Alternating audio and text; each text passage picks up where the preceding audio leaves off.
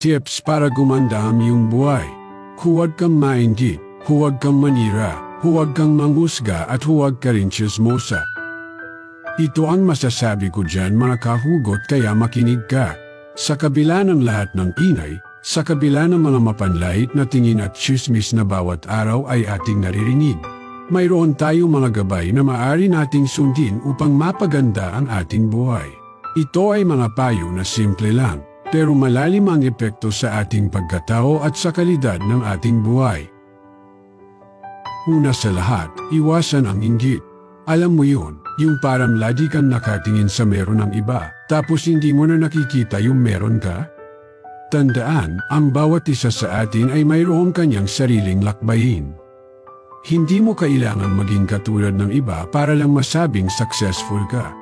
Dahil sa totoo yan, ang pinakamahalagang sukatan ng tagumpay ay kung paano mo tinahak ang iyong sariling landas, yung totoo at tapat sa iyong sarili.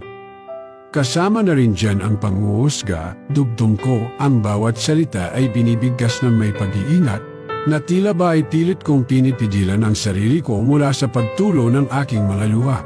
Huwag kang maging mabilis humusga ng kapwa dahil hindi mo alam ang buong kwento ng kanilang buhay. Baka may dahilan sila kung bakit ganon sila. At sa wakas, huling habilin ko ay ito. At sa lahat ng bagay, iwasan mong maging tsismosa. Kasi alam mo, ang chismis ay parang cancer, kumakalat ng mabilis at nakakasira ng buhay ng iba. So huwag kang magpakalat ng hindi totoo o kaya naman ay mga bagay na hindi mo sigurado. Sa halip na inggitan, paninira, panghuhusga at tsismisan, bakit hindi na lang natin tiriin maging mas mabuti? Alam mo, yung tipong ikaw mismo, gusto mo maging inspirasyon sa iba, hindi yung ikaw yung dahilan ng kanilang kalungkutan. Tila ba ang mga salitang ito ay hindi lamang para sa kanila, kundi para rin sa akin, isang paalala na sa kabila ng lahat. Mayroon pa ring kabutihan na maaari nating dalhin sa ating mga sarili at sa iba. Kaya tandaan mo kahugot, ang pinakamagandang gabay sa buhay ay maging mabuti sa iyong sarili at sa iyong kapwa.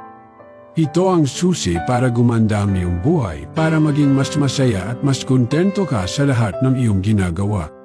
Ano ang masasabi mo sa Real Talk natin ngayon mga kahugot? Salamat sa patuloy na panunood at sana'y meron kang natututunan. Ako si Boy Hugot, ang biyahirong tagapayo at hugotero.